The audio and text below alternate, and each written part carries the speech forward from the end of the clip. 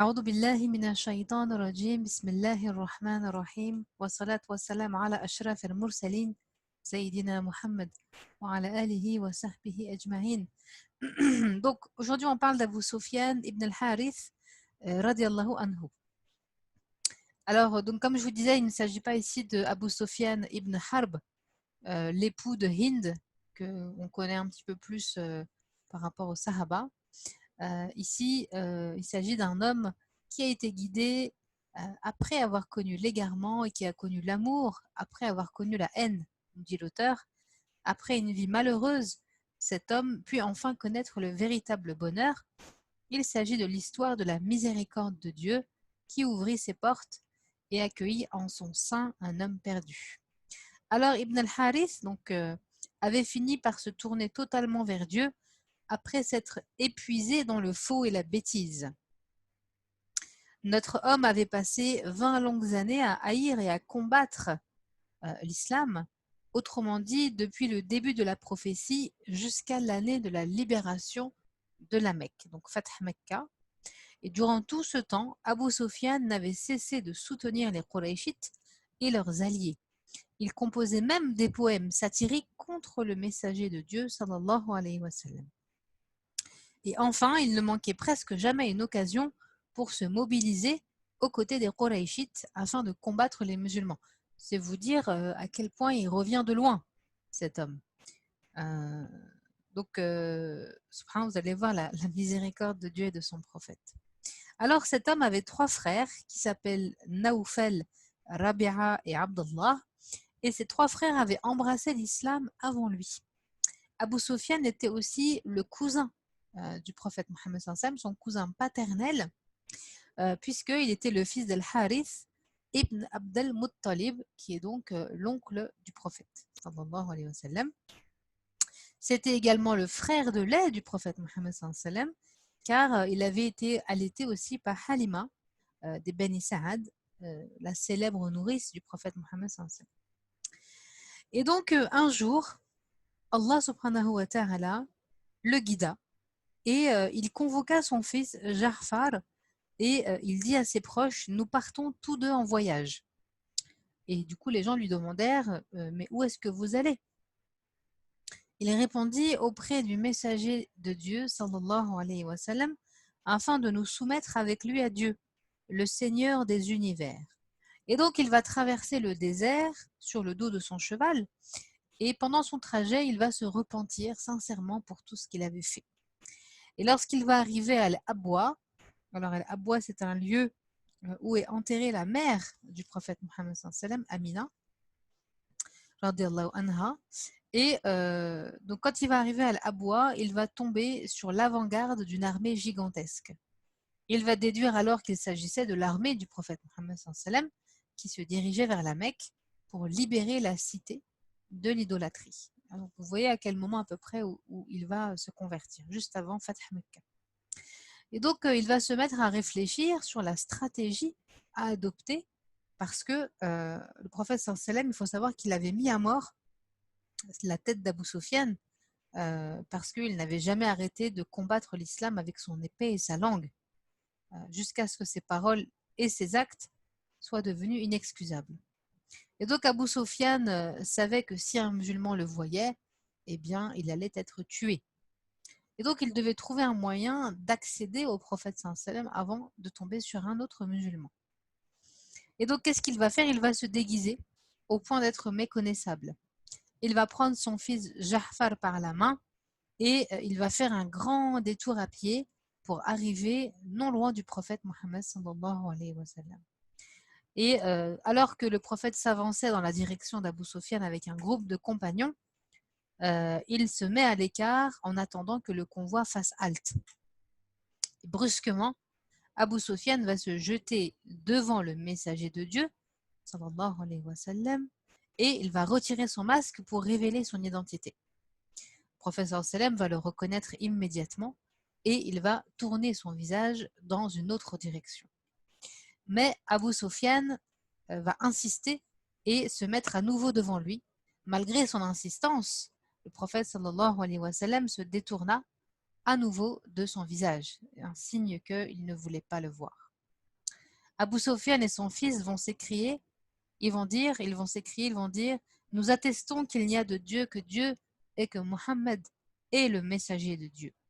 Abu Sofyan va ensuite s'approcher du prophète sallallahu alayhi wa sallam et il va dire, Ya Rasulallah, il ne devrait pas y avoir de crainte. Le prophète sallallahu alayhi wa sallam lui dit, Ô Abu Sofyan, nulle crainte effectivement. Alors il ne devrait pas y avoir de crainte, ça fait allusion au verset 92 de la sourate 12, où Allah subhanahu wa ta'ala dit « Soyez sans crainte, leur dit Joseph, que Dieu vous pardonne. Sa miséricorde n'a point d'égal. » Subhanallah. Vous voyez comment les hommes, les compagnons, avaient retenu le Coran et avaient compris les choses aussi et utilisaient cela pour pouvoir bien se faire pardonner et comment le prophète sallam restait droit en fait dans ses baskets et dans ses bottes et il répondait jamais avec sa haine et sa colère malgré tout ce qu'il avait pu vivre. Sallallahu alayhi wa sallam. Alors le prophète va le confier à Ali ibn Abi Talib et il va lui dire apprends à ton cousin les ablutions et la tradition prophétique et ramène-le ensuite à moi. Alors Ali va partir avec Abu Sofyan et va revenir ensuite auprès du prophète sallallahu alayhi wa sallam et lui dit annonce aux gens, le prophète sallallahu alayhi wa sallam va dire annonce aux gens, le messager de Dieu est maintenant satisfait d'Abu Sofyan, soyez donc vous aussi satisfaits de lui. Et en l'espace d'un instant, spécialement béni, le malheur et l'égarement d'Abu Sofyan avaient été effacés par la miséricorde sans limite d'Allah tabaraka wa ta'ala. Alors Abu Sofyan avait failli se convertir à l'islam lors de la bataille de Badr, ça il faut le savoir, parce qu'il avait été témoin lors de cette bataille des anges qui aidaient les musulmans, les compagnons, à combattre les mécréants. Il raconte d'ailleurs lui-même cette scène. Lors de cette bataille, Abu Lahab s'était absenté et avait envoyé à sa place Al-As ibn Hisham. À la Mecque, Abu Lahab attendait avec impatience des nouvelles de la bataille. Abu Lahab, vous savez, c'est l'oncle du prophète sallam qui était contre lui. Et d'ailleurs, il y a une sourate sur lui, la sourate Al-Masad. Et donc, Abu Lahab attendait avec impatience des nouvelles de la bataille. Et les premières informations indiquaient que les Qurayshites avaient essuyé une défaite cuisante. Quelque temps plus tard, alors qu'Abu Lahab était assis avec quelques Qurayshites autour du puits de Zemzem, Abu Sofyan ibn al-Harith se présente à eux, monté sur son cheval. Sans perdre une minute, Abu Lahab va l'interpeller et va lui demander « Viens donc, mon neveu, car je sais que tu as des nouvelles fraîches de la bataille. Raconte-nous ce qui s'est passé. » Abu Sofyan ibn al-Harith va lui dire « Par Dieu, dès le début des hostilités, nous avons fui en leur tournant le dos. Ils tuaient nos hommes et les capturaient comme ils le souhaitaient. Mais par Dieu, je ne blâme pas les Qurayshites, car nous avons eu affaire à des hommes habillés en blanc et montés sur des chevaux de couleur albâtre. Leurs chevaux étaient suspendus entre ciel et terre et ne ressemblaient à rien de ce que nous connaissons. Allahu Akbar. Je peux vous affirmer que rien ne pouvait leur résister. Abu Sofyan décrivait donc ainsi les anges qui avaient combattu auprès du prophète Mohammed sallallahu alayhi wa sallam. Mais qu'est-ce qui avait empêché Abu Sofyan de se convertir à ce moment-là, puisqu'il avait vu quelque chose d'extraordinaire? Pour comprendre, il faut savoir que le doute, nous dit l'auteur, est la voie qui mène à la certitude. Et plus les doutes sont persistants et forts, plus la certitude et la guidée prennent le dessus. Et c'est ce qui s'est passé pour lui. La certitude et la guidée a pris le dessus sur lui.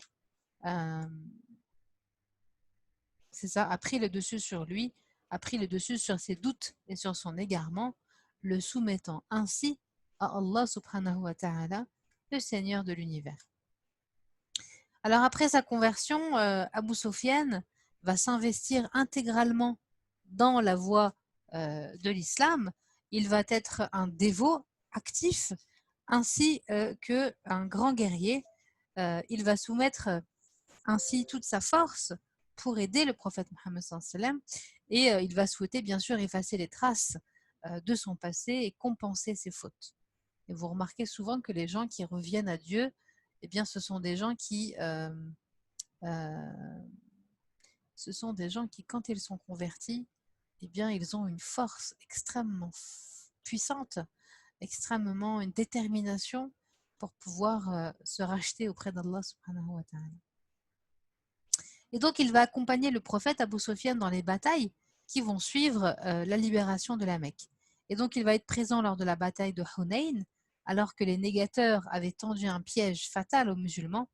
On rapporte que les mécréants avaient assailli brusquement les musulmans de toutes parts. Cette attaque surprise avait conduit à la débâcle de l'armée musulmane. La majorité des combattants avaient dû même prendre la fuite, alors que le messager de Dieu sallallahu alayhi wa sallam était resté sur le champ de bataille et dans ce chaos, il disait Ô gens, rejoignez-moi, je suis véritablement le messager de Dieu, je suis Mohammed, le descendant de Abd al-Muttalib.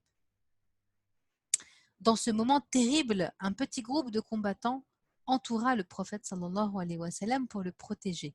Ce groupe réussit à résister au choc malgré l'effet de surprise.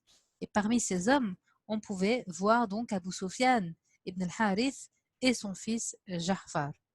Abu Sufyan tenait les rênes du cheval du messager de Dieu sallallahu alayhi wa sallam et en voyant ce qu'arrivait à l'armée musulmane, il comprit qu'il avait ici une occasion exceptionnelle de tomber martyr et d'être entre les mains du prophète Mohammed sallallahu alayhi wa sallam.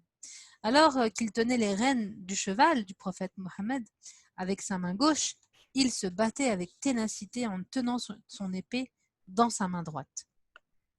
Alors que le combat gagnait en intensité, les musulmans qui avaient battu en retraite se ressaisirent, ils retournèrent sur le champ de bataille jusqu'à ce que Allah subhanahu wa ta'ala leur accorde une victoire éclatante.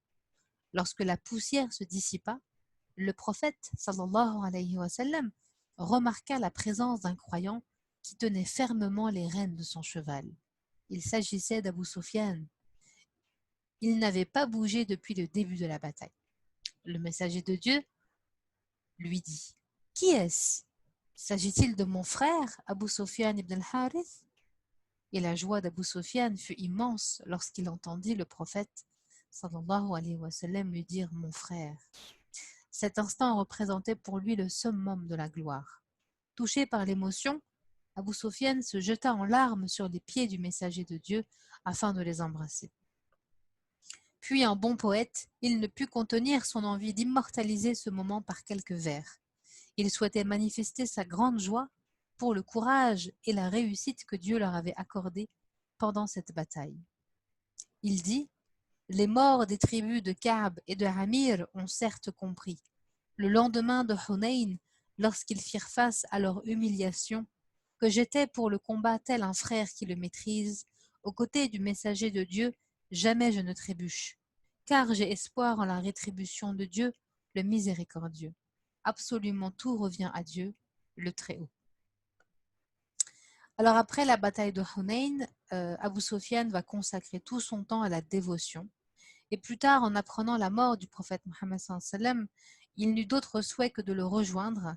Un jour, les gens le virent en train de creuser une tombe dans le cimetière d'Al-Baqiyah à Médine. Et devant leur étonnement, il leur dit tout simplement « Je prépare ma tombe ». 3 jours plus tard, on le trouva couché chez lui. Les membres de sa famille étaient autour de lui en pleurs. Il ouvrit les yeux, alors avec beaucoup de quiétude, et leur dit « Ne pleurez pas sur mon sort, car depuis que j'ai embrassé l'islam, je n'ai commis aucun péché. » Puis, avant de quitter ce monde, il fit un dernier signe en direction du ciel, comme s'il faisait ses adieux à ce bas monde. Et voilà comment se termine la biographie d'Abu Sufyan ibn al-Harith. Barakallahu fikum pour votre écoute.